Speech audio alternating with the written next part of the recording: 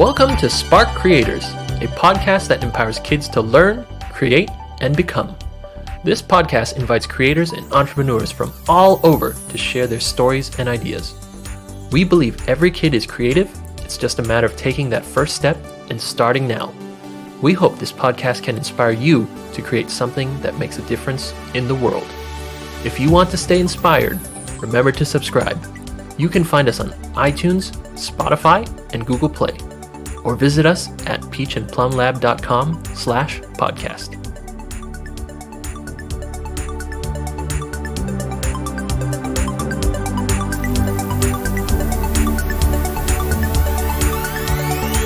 Hello everyone, welcome to Spark Creators. I'm your host Liz, and today it is my greatest pleasure to invite Dr. Brian Barnes, and he holds a PhD degree in interdisciplinary humanity and an MA in philosophy from the University of Louisville. So, Dr. Barnes, and I'm going to just call you Brian as you said earlier, prefer. Yeah. So maybe you will give a little introduction about yourself, and we'll get started from there.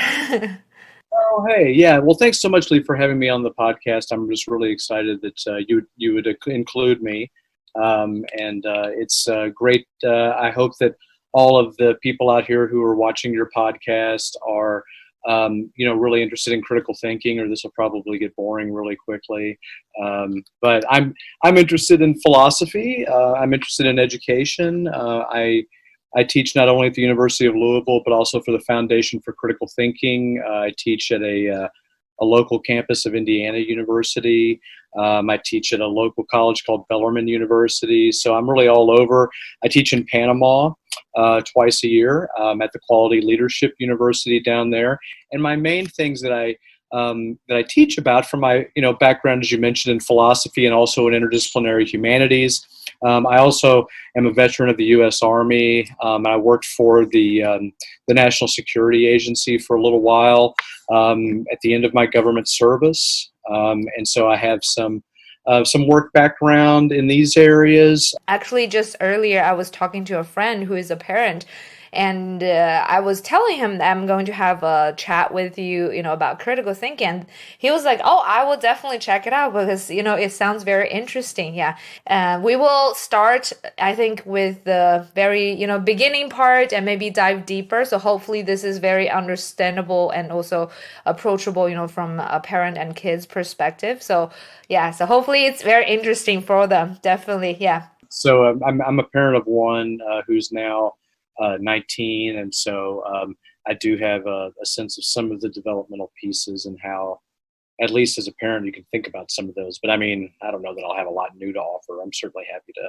From your introduction now, I can also tell critical thinking for you is really a type of, thinking, and it can be involved and translated into every aspect, everything that you do, definitely. Yeah.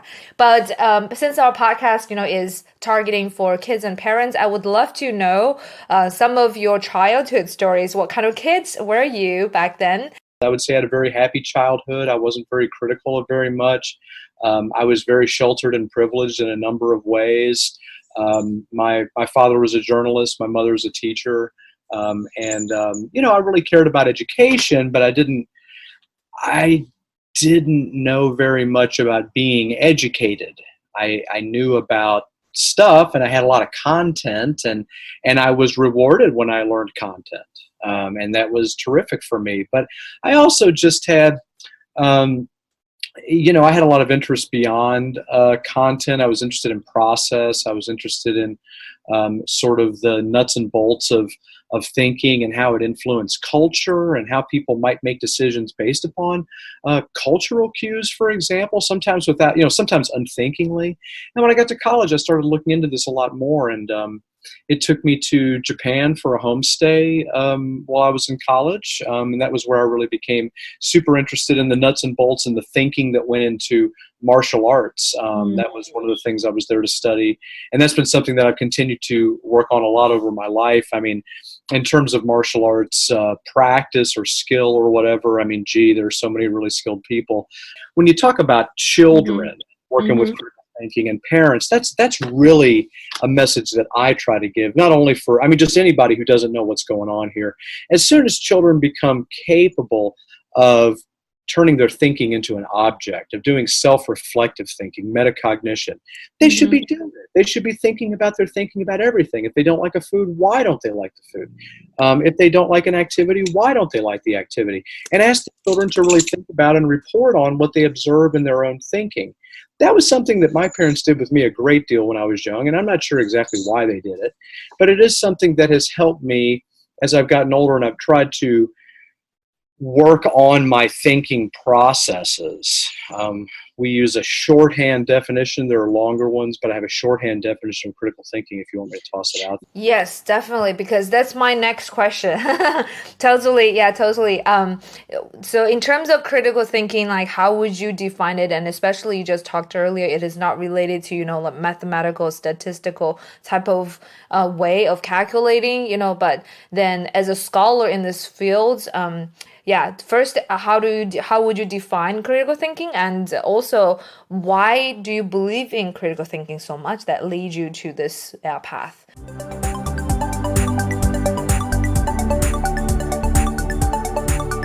Sure. Well, let me start with the second question first. Really, I mean, I believe in this if you want because it works. I mean, this is not this isn't a holy thing for me. This isn't a cult of personality for me. This isn't, I hate to say something bad about my bosses at the foundation or else I'll get fired. This is none of that.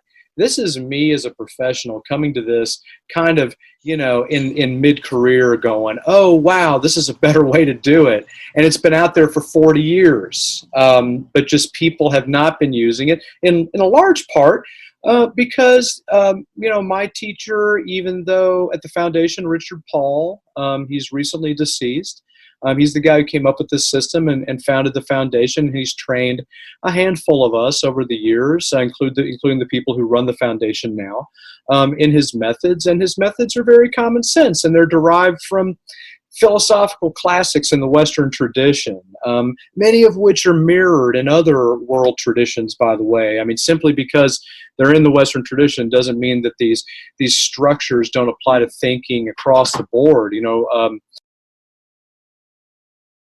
When someone would ask me a question, which rarely happens, but something like, if you're trying to think through a brand new topic, what's your intellectual system?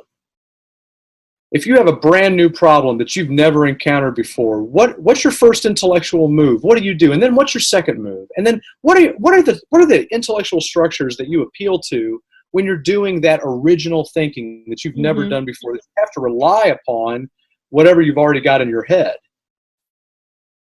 I and most others, I would say, really don't have an answer for that.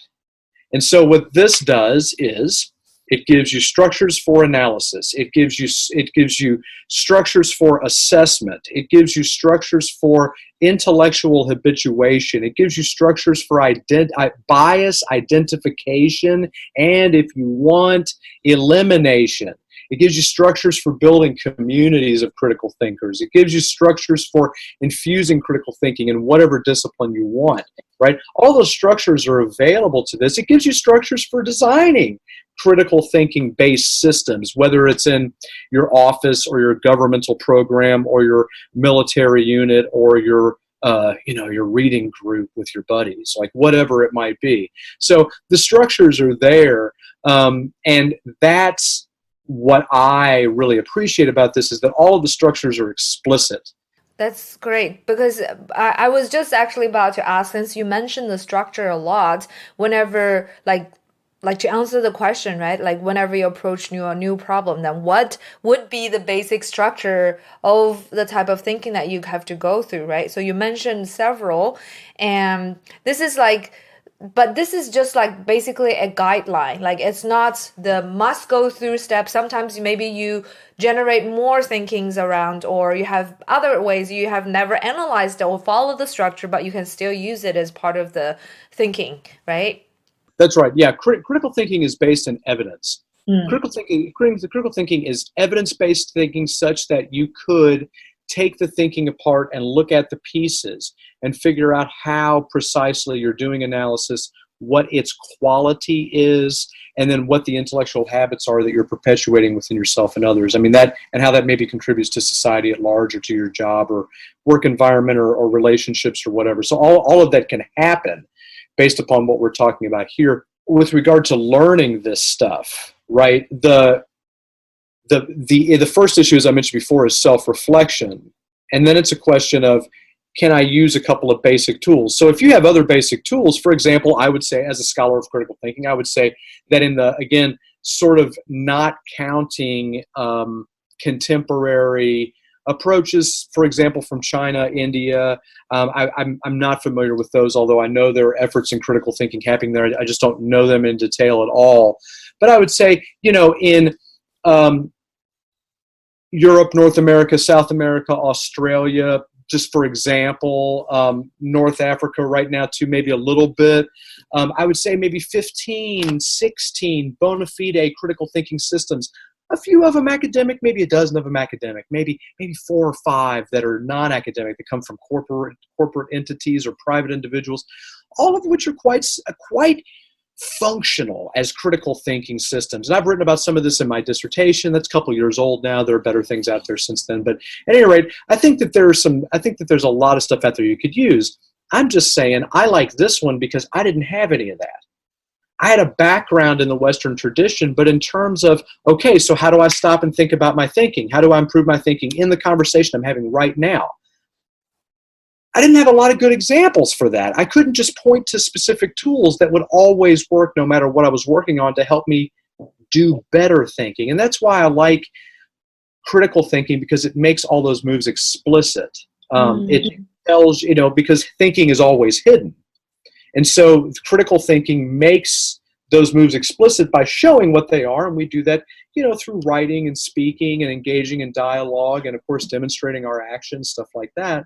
And some of the intellectual habits that we encourage people to build, we call them intellectual traits or virtues in our literature.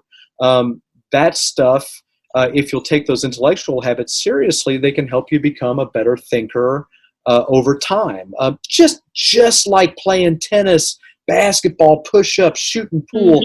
They're really the same thing. That was a question that I think that you mentioned that you might ask about, can you develop this skill? And I say it's absolutely a developable Got skill. it. Definitely. Right? You just have to have, just like so many other things, high quality practice will lead to high quality outcomes. We can have terrible practice in things that are not really critical thinking, but that claim to be critical thinking in order to get our money or our loyalty or our time or whatever, and not have good outcomes. But if we have high quality stuff, I think the outcomes are immense.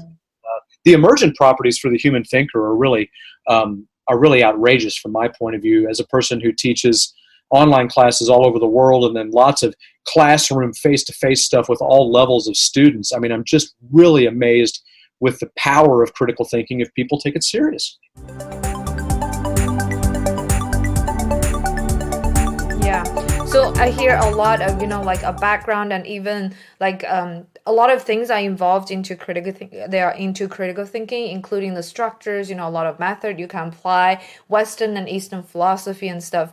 But back to your first question, how would you define critical thinking as a scholar in this field? Like, if you have any keywords or very important things, to share, what would it be? Because, okay, from an outsider, I can share something, I feel like what critical thinking is usually be critical, be critical about things you hear, things you learn, and things you see. Not follow the norm, not follow maybe what the culture and society had taught you, but maybe have your own independent thinking to evaluate and judge what is going on, and then make your own decision. So that's how I understand it in this way. I don't know, maybe you have a way better definition than that. Yeah. Well, I don't know about way better. I mean, I don't disagree with you at all, Lee. I mean, the one thing that I would say is what you're talking about could very easily turn into a skepticism. Yeah.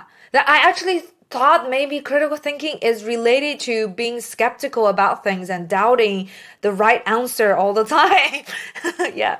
think it is. I think it is related, and I think that in addition to like the stuff that we do at the Foundation for Critical Thinking, where I do a lot of my work outside of the universities, there are some really cool organizations like the James Randi Education Foundation, Skeptic Magazine, which also has a presence on the internet. These are non-academic, more popular approaches to critical thinking that are usually based in the idea that a lot of folks are trying to fool us. Like a lot of folks are trying to get us to visit their haunted site for a couple of extra dollars or something, all these kinds of things. So these other people, they take the label of skeptic in order to go in and challenge those thinkers. And I think there's a very robust literature and bunch of action over there. So I don't think that's a bad approach to critical thinking at all. Mine's a little bit different. Just in that we're always going for the evidence, and we're keeping the process on the surface. So I have a more academic definition that I think is probably too much, but let me give you one that I think is really easy to digest. Yes. It's not super academic, but people can remember it, and they can since all of us are thinkers and all of us are already doing critical thinking implicitly. We're already doing it. We just don't know the names of the moves or how to organize the moves or what the most efficient ways. So I think that once people get the definition, I think they'll be able to then try to create their own moves with this. So critical thinking is thinking about your thinking while you're thinking in order to improve your thinking. Wow. Okay.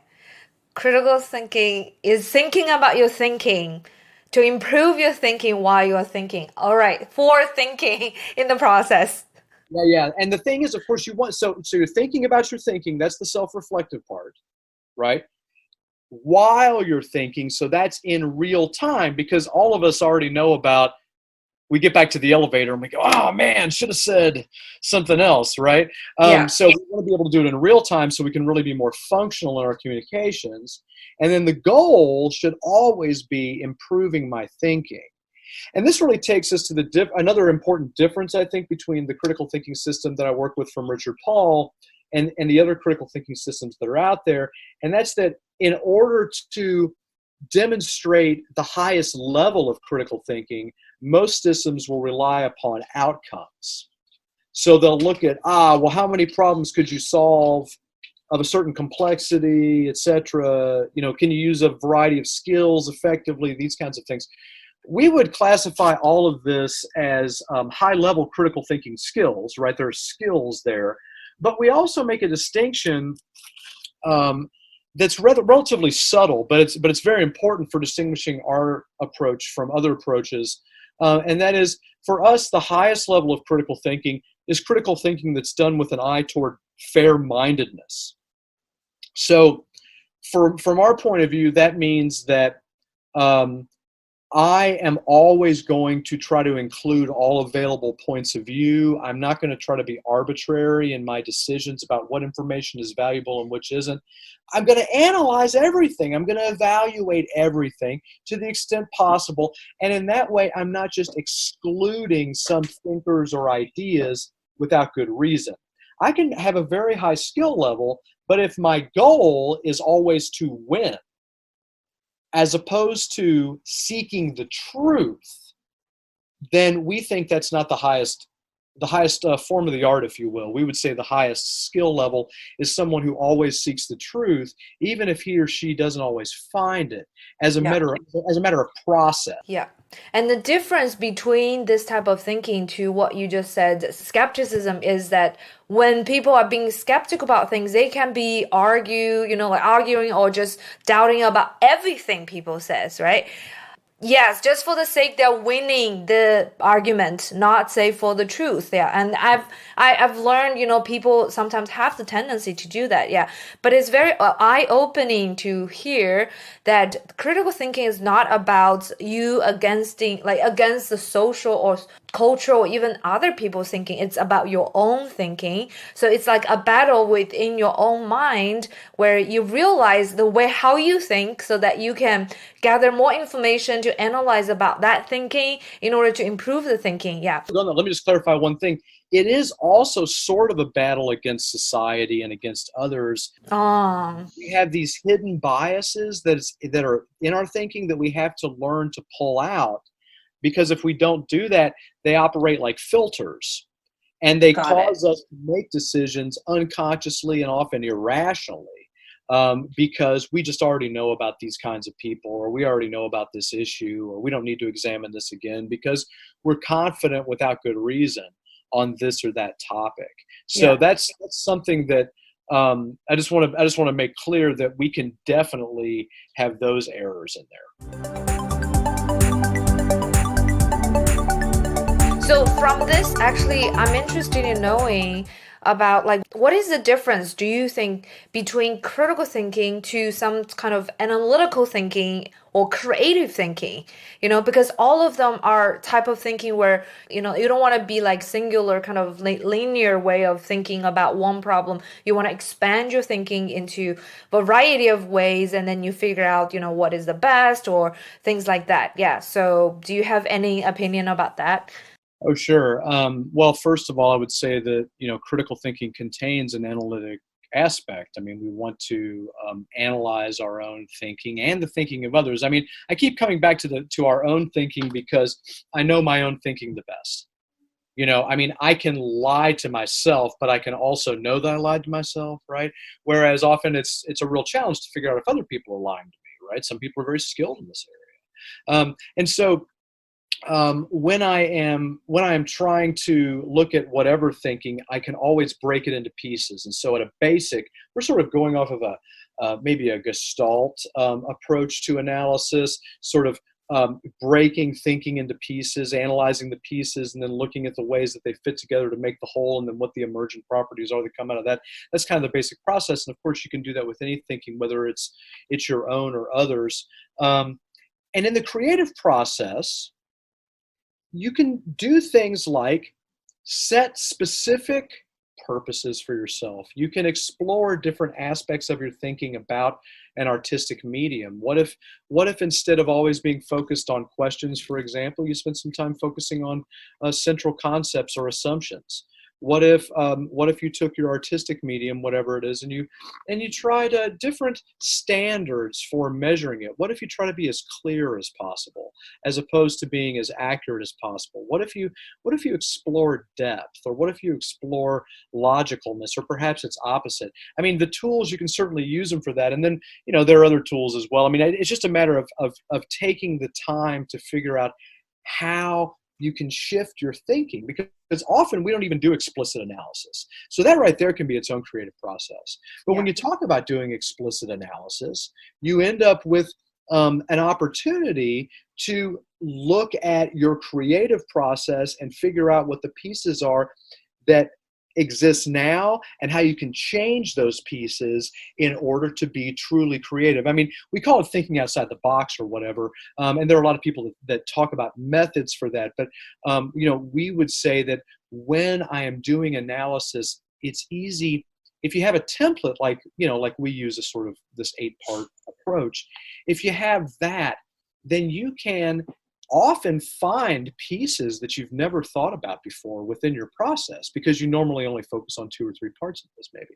And so now suddenly there's more for you to think about, and that promotes creativity if you're already deep into your processes, because you see it from a slightly different point of view. And so, yeah, I mean, I would say the critical thinking process, when it's tied into creativity, can be endlessly limited, but we have to know how to get outside of the thinking that we normally do. And then we also have to know, I mean, I think to be truly effective, we have to have some kind of a goal, because the critical thinking process can proliferate itself endlessly, right? And so while that's great for brainstorming, perhaps great for team building, great for a lot of other processes, if I'm trying to actually come up with something in particular, even if I don't know what it is, it's nice to set some standards for myself, so at least I have a sense of what it is I'm shooting for. And the critical thinking process can also help me with that aspect. And it's very interesting when you are talking about the creative process, you use a lot of questions. What if, and what if? And that's exactly how you're trying to break yourself from your comfort zone and getting out of the box and thinking another way. What if this? What if that? So yeah, that is actually, it's a very important keyword for creative thinking, right? Creative thinking.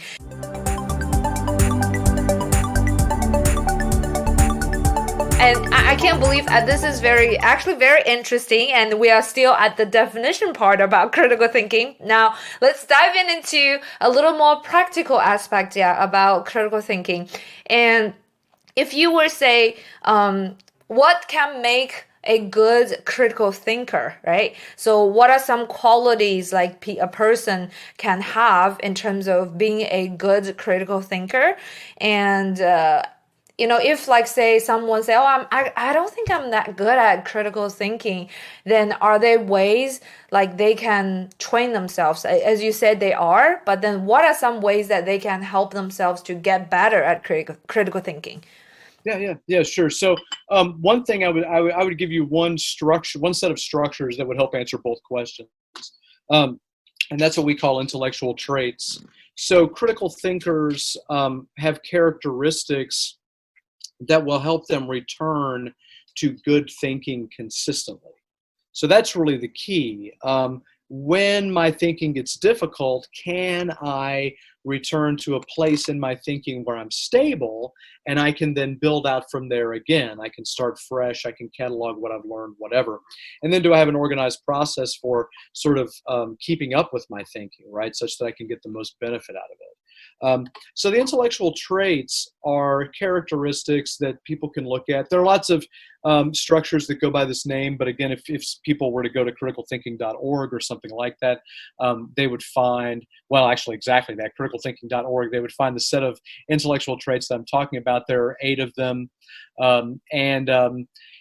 they're related to moral traits in a certain sense, but they're very particular. So, for example, I'll just run through them very quickly. I mean, there's quite a lot of information about them, but I'm not going to bother with that right now. But each of these has multiple aspects to them, but I'll just give you a brief sense. So intellectual humility, for example, and a critical thinker will want to be intellectually humble, because a person who's intellectually humble will recognize that sometimes they're wrong, that sometimes everyone is wrong, that there are limits to their knowledge, and that those limits can be located.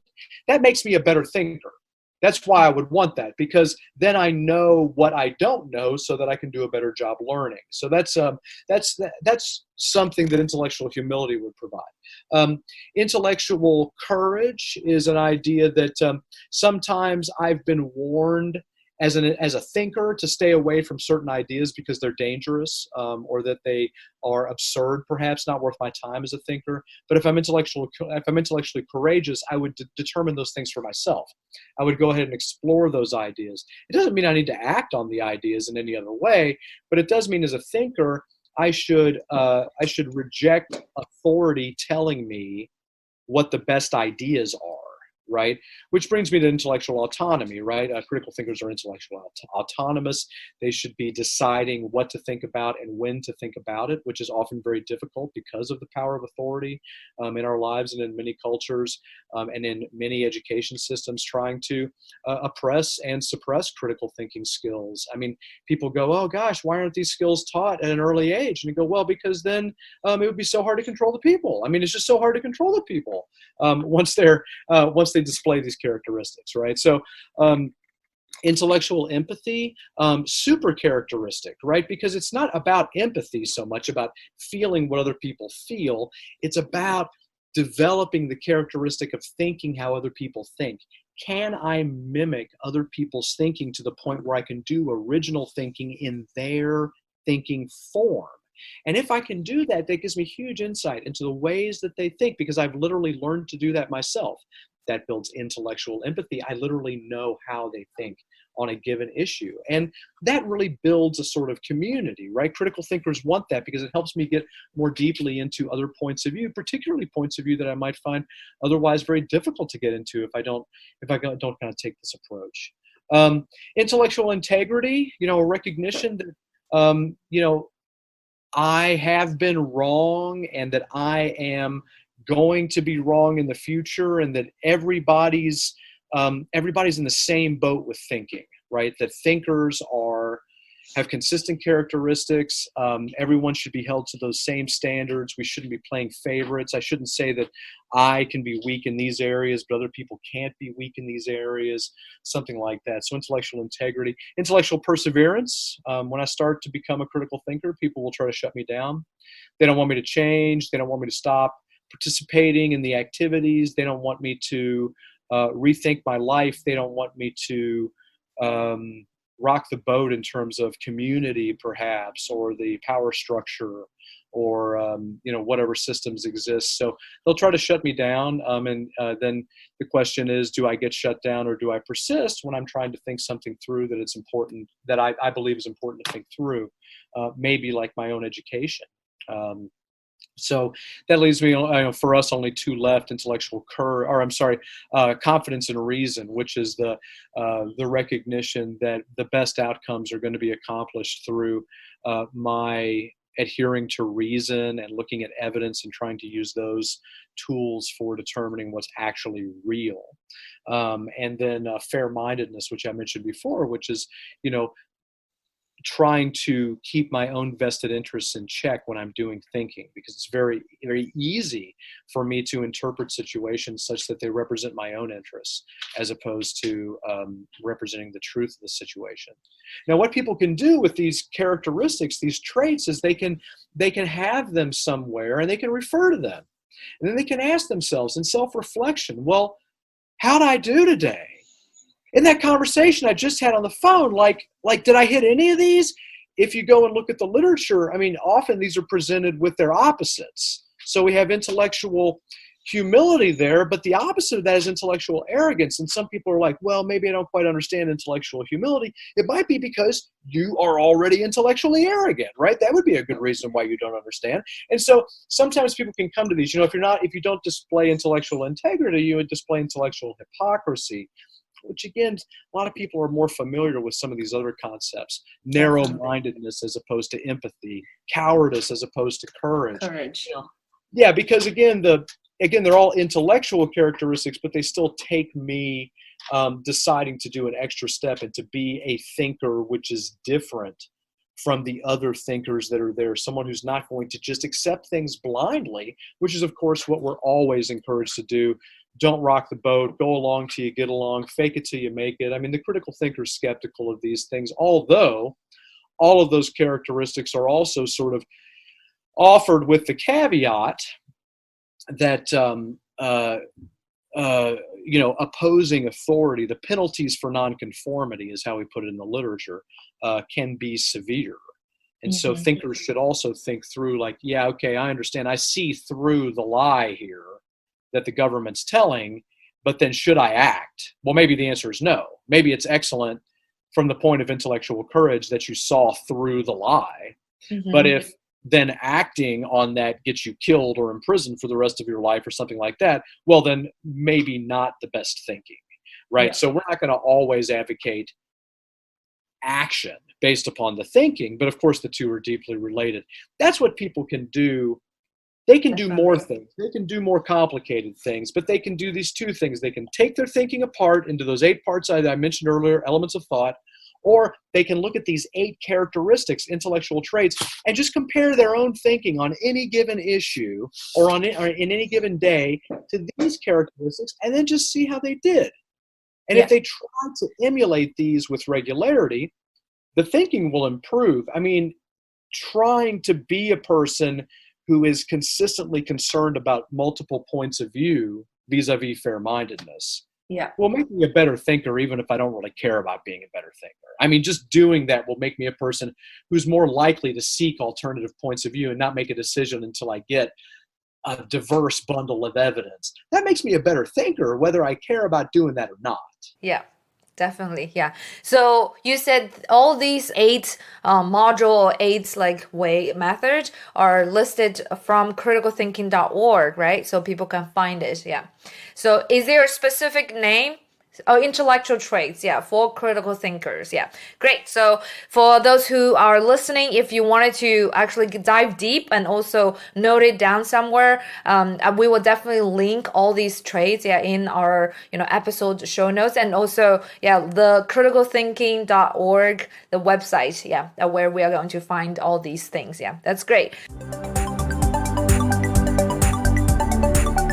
I think all these are great because it's very practical now, getting into a way where people can practice and also analyze about their own thinking using this method to guide them. Yeah. So now let's talk about, like, say, you said that you have one child and who is in their high school age right now, right? Yeah, this just finished. Yeah, just finished. Okay. So, along the way, being a parent like yourself is a scholar in critical thinking. And have you intentionally, like be very aware of cultivating critical thinking for your own child? And then if other parents wanted to do so, and also maybe using some ways that they can like guide their child to be a better critical thinker, how would they do it, and including the modules and you just talk about, and maybe is there a better way, like for young kids who might not understand what is humility, what is like courage and stuff like that? Yeah. Yeah, there are a couple of tools actually for that. One is if people just get on YouTube and they look for critical thinking for children, there's a video series on YouTube called Critical Thinking for Children, put out by the Foundation for Critical Thinking. And it has three characters in it, Selfish Sam, Naive Nancy, and Fair-Minded Fran. These three children.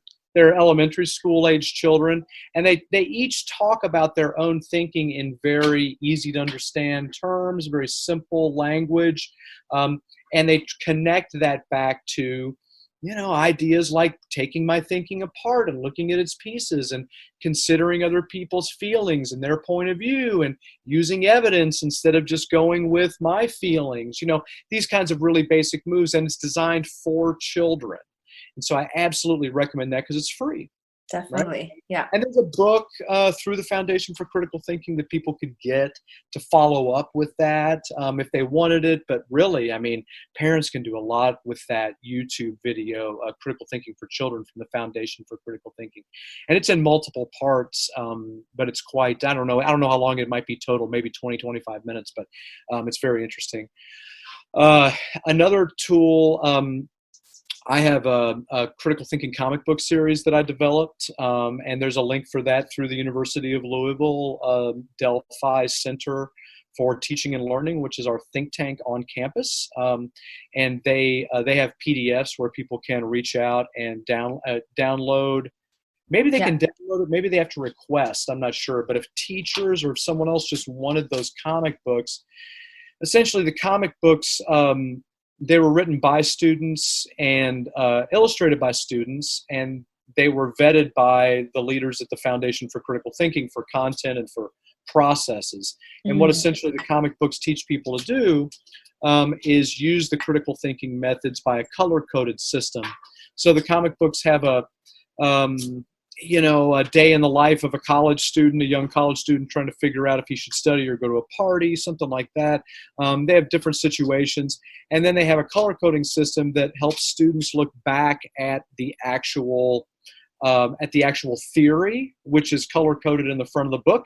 And so they can relate the situation happening on a particular comic book page to the critical thinking theory that is in another part of the book. And then they can make those connections sort of on their own. So people can teach themselves critical thinking. Younger readers, I mean, it's really geared toward high school, early college, that kind of thing. Younger readers can help with that.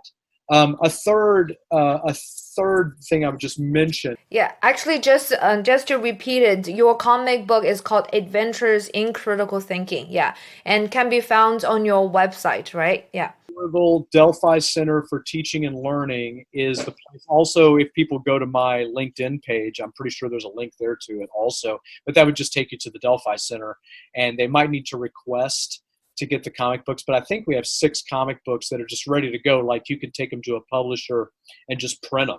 Yeah, definitely. Like later, maybe I will follow up to get the links of these, and then we will link it on our website too. Yeah. The third thing I would just mention is the work of my colleague. Her name is Carmen Polka. You can get information about Carmen again through the Foundation for Critical Thinking. She does great work with very early education. She herself is an early ed teacher, so kindergarten, first grade, second grade, in that range. And she's done a lot of work and has published some of her research. I think her dissertation may be out also at this point, that talks about using critical thinking with very young children in an educational setting and also at home. And I don't know how much public work, like sort of non-academic work, she's really done at this point. But if people wanted to reach out to her through the Foundation for Critical Thinking, and maybe look up some of her academic work, I think that there's a wealth of information there about how to apply critical thinking to very young childhood thinking. In terms of my own case, I found being a parent to be super challenging, to kind of not give in all the time, and maybe just not, try to develop a good relationship with the child or something like that. So that took a lot of work. And I do the same thing with my students that I do with my son, which is as I bring these structures out sort of often and implicitly, I also turn them back around on myself, so that my son became very good by the time he was 14, 15, became very good at criticizing me with the same tools when it was appropriate, sometimes when not, but I mean, that's how we learn. And certainly I had to learn to take that and own that and help him recognize when he'd done a good job and actually identifying some poor thinking that I'd done. And maybe I could walk through that and explain that. And a lot of parents don't want to do that at all. But that's absolutely what I think has been very valuable for my family, raising my son, just sort of across my family. We're good at looking at our thinking and agreeing when we've done poor thinking. Sometimes it's not great. Sometimes it's not comfortable. Sometimes it's embarrassing, but that's the whole point. I mean, we're all flawed thinkers and we're all selfish thinkers. And if we don't try to check that stuff with explicit moves, then how will it get checked? I mean, how in the world would we do that on our own? And Definitely. So I encourage parents just to do that work. And even if it's only something like, hey, let's think about our assumptions today, or hey, what about these other points of view? Let's think about those. Or, what information are we using? What questions could we ask? I mean, just really basic things like these. How do we check the accuracy? How do we know if this is true or not? Maybe for slightly older kids, what would it look like to go a little deeper? How do you take the logic apart? These kinds of things, just to do that with kids about things they care about. Yeah. Be relatable to whatever they care. Yeah, definitely. Yeah. To wrap up, around our topic is you also have a weekly radio show. Yeah, Brian, right? So it's called Critical Thinking for Everyone. So first tell us a little bit about that. And then we would love to get some recommendations on books, or other resources that you have for even just parents alone. Yeah, because I know you are a scholar, so you probably read a lot of books that are pretty in-depth, about critical thinking. So we would love to learn more about that too. Yeah. Okay, I can give you a couple of things. Let's see. So Critical Thinking for Everyone, we're on a public access radio station in Louisville, Kentucky. It's called Forward Radio. If you're in the Louisville, Kentucky area, you can listen to us 3 times a week. We're an hour-long radio show. In terms of resources, the basic book to get into Foundation for Critical Thinking material is the Miniature Guide to Critical Thinking Concepts and Tools. The 8th edition is just out this year. That's the one people should get. It has, I think, 43 pages. It is relatively small. It's just barely pocket-sized, and it gives 90% of the critical thinking theory basics, like introduction, like a one or two or three page introduction to different nuggets of critical thinking theory that people can pick up and use immediately. They're not gimmicky, they're not jargony, they're not anything people have to pay for. Other books, I mean, there are just really so many. I'll tell you one that I like a great deal. Is something called How to Think About Weird Things. So that's from Michael Shermer, skeptic.com. He has a nice TED Talk by the same title, or I think it's actually called Why People Think About Weird. Anyway, something like that. So that's an interesting thing. There's also for people who want to have an application of critical thinking theory that's oriented toward children, that really emphasizes the intellectual empathy angle, intellectual humility, that kind of thing. There's a really interesting book that the president of the Foundation for Critical Thinking, Linda Elder, put out. It's called something, maybe it's Fran and the Community Cats, something like that. But it's on our website, and it's a book about cats that are feral, living in a community, and how people can interact with them.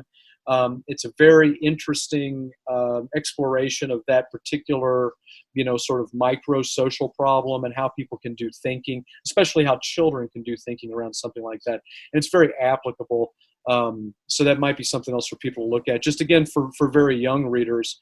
For very old readers, there's a critical thinking anthology written by Richard Paul, which is available for free if you download the chapters one at a time at criticalthinking.org, and it is absolutely the deepest dive you'll ever get. It's called Critical Thinking, What People Need to Survive in a Rapidly Changing World, I'm pretty sure. So anyway.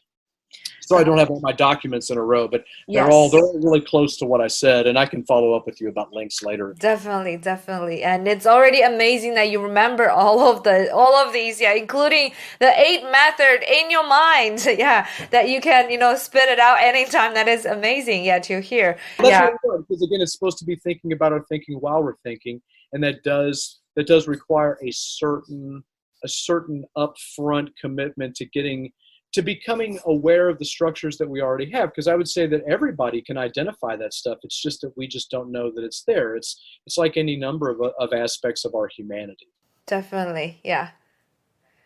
Yeah, it's really amazing to hear that, and I think by talking to you, I can tell like there are a lot of thinkings going on just by asking one question for you, which I really like the depth that you dive into each one of the aspects, and I hope really people can get by listening to this episode that they can really learn a lot about critical thinking, including all the resources that you just shared, and I will for sure follow up with the email and anything that you have mentioned in this podcast, including the books, links, and any YouTube videos and stuff, I would love to link it to our, like blog and website so that people can find it easily as well. Yeah. Oh yeah. I don't know. I'm sure that you're way out of time, but can I mention one more thing? Yes, definitely. Yeah. I just want to mention, we talked briefly about the martial arts connection, and I just want to mention. Yes. Yeah. I practice traditional Japanese jiu-jitsu. It's one of the sort of very old Japanese martial arts called Hontai Yoshin Ryu.